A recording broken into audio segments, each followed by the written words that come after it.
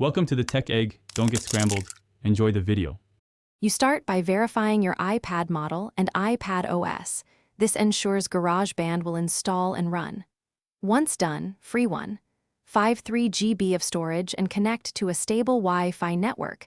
Downloads fail on flaky connections. Make sure you're signed into the App Store with your Apple ID in settings. If you use family sharing, check permissions. With these prerequisites in place, open the App Store and search for Garageband so you can begin the download immediately. You tap Get or the iCloud icon and authenticate via Face ID, Touch ID, or your password. This authorizes the purchase-free download. Then watch the home screen icon fill as the package downloads. A faster Wi-Fi and plugged-in iPad shortens wait time. Once installed, open Garageband and accept permissions for the microphone and file access so recordings and projects save correctly. If you plan to use external keyboards or controllers, enable MIDI access. When prompted to avoid connection, you create a new project and pick an instrument. This initializes Garageband and lets you set a sample rate or tempo if prompted.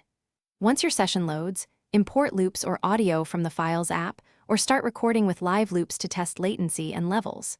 If something goes wrong, download stuck or app crashes, reboot the iPad, check for iPad OS updates, free additional storage, and retry the install.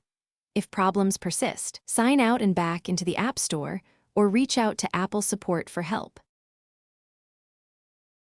Thanks for watching. Consider subscribing if I helped unscramble your problems.